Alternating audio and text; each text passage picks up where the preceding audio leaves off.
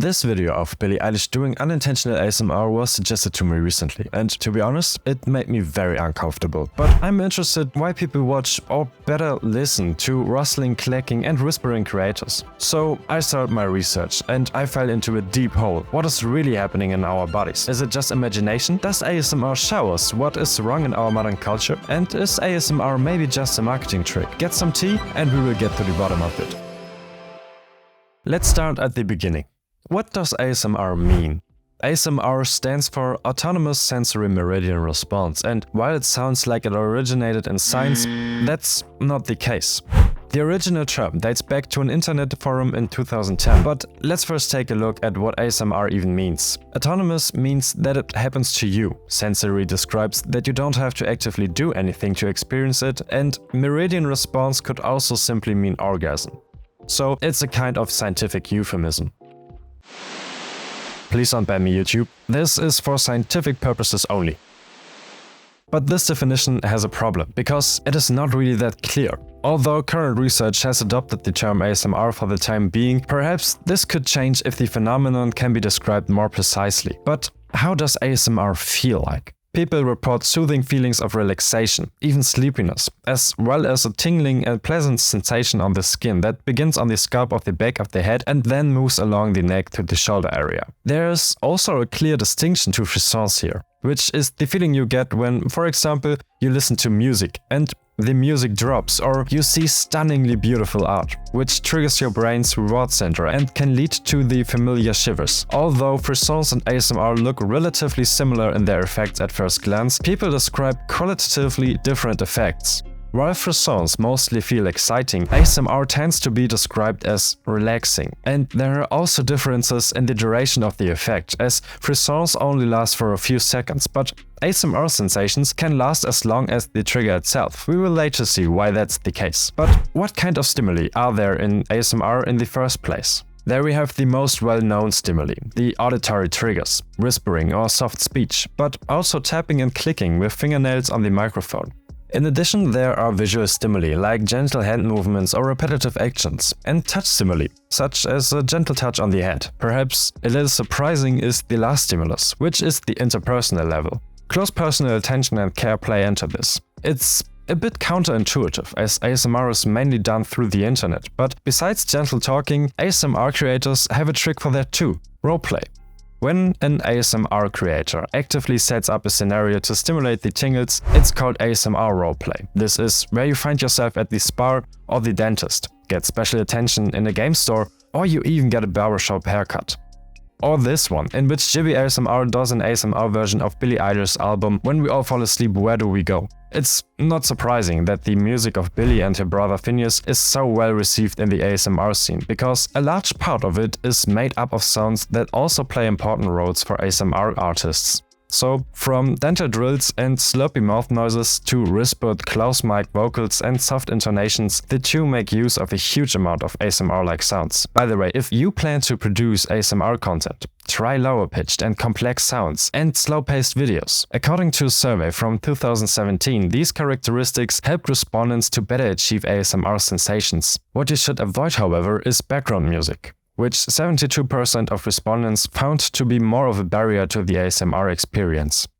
To be honest, for me it doesn't really feel good to listen to ASMR, although I don't go crazy when I hear such sounds like some people. I just don't find satisfaction here. And I'm not the only one. In fact, studies suggest that just under 20% can experience ASMR. So, if you enjoy it, congratulations, you're something special. The rest of us can only raise an eyebrow instead. But why don't we just test whether you can experience ASMR or not? Before we get to the ultimate test, let's see what science has to say about it.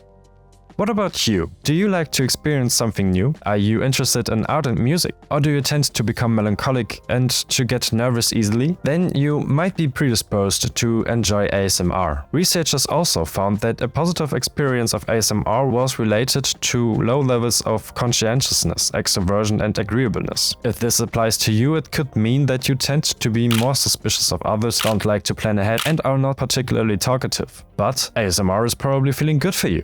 The area that is triggered in your brain when you feel ASMR is the reward center, which is also responsible for producing oxytocin, better known as the feel-good hormone. This could explain why ASMR viewers can consume content for an hour or more, because it's the same brain area that's activated when you're taking drugs. But there's also the complete opposite. About 6% to 20% of people suffer from misophonia. That's Greek and literally means hatred of sounds. This doesn't refer to sounds in general, but to very specific sounds that cause intense rage or disgust in the affected person.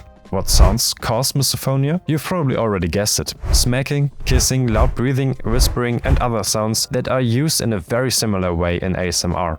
In corresponding studies, it has been shown that the respective trigger sounds led to an increased activation of the frontal insular region and the amygdala in the brain, the area which is responsible for the feeling of fear and triggers the well-known fight-or-flight reaction. Now, let's get to the ultimate test. Let's find out what your reaction to ASMR is. Here is a short clip of an ASMR commercial, but beware, it's best to listen to it with earphones. And if you already know that you can't stand ASMR content, better skip to this time marker.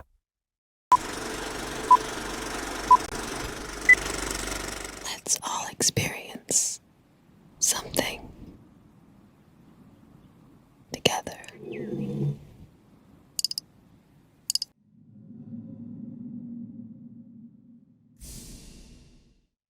Do the scientific explanations match your reaction? Write it in the comments if you felt anything. Was it satisfaction, rejection, or did you not care about the ASMR sounds at all? No matter how you reacted to the clip, ASMR content has already undergone a tremendous development and has gone from a niche phenomenon to a marketable tool, the beginning of which we can find right here.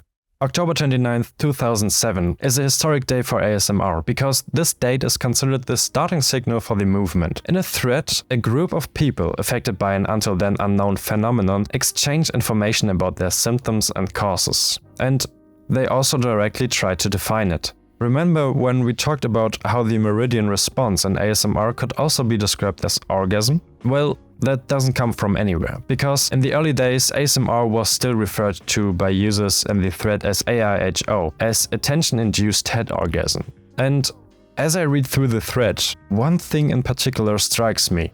Yahoo groups? Okay, what does Wikipedia say about this? Launched 2001, shut down 2020. Okay, I think that's a typical Yahoo thing. One thing in particular strikes me. The end. Let's all bottle this feeling up and sell it. I think we've got $1 million idea with that. While previously everyone was just talking about how they feel ASMR through closeness and touch, this user was already thinking about making money out of this idea. This circumstance and the fact that AIHO was renamed to ASMR makes me wonder whether the renaming of the phenomenon was not also done out of a marketing aspect. Jennifer Allen, who defined the term ASMR in 2010, commented on this very point, namely why she wanted to exclude the term orgasm in the definition. In an interview she gave in 2016, she explained that there had to be a clinical description of the phenomenon so that it also could be talked about in public, and the community, which had been small until then, would also be more open to outsiders. Her goal at the time was supposedly to get more data about this new phenomenon and learn more about it. Which, of course, works better if more people talk about it. So, ASMR doesn't seem to be a marketing construct, but there is another problem. If enough people are affected by this feeling, that even companies have decided to use this tool for marketing, and then there are also individuals who can make a living from only making content like this, then why wasn't ASMR known before 2007?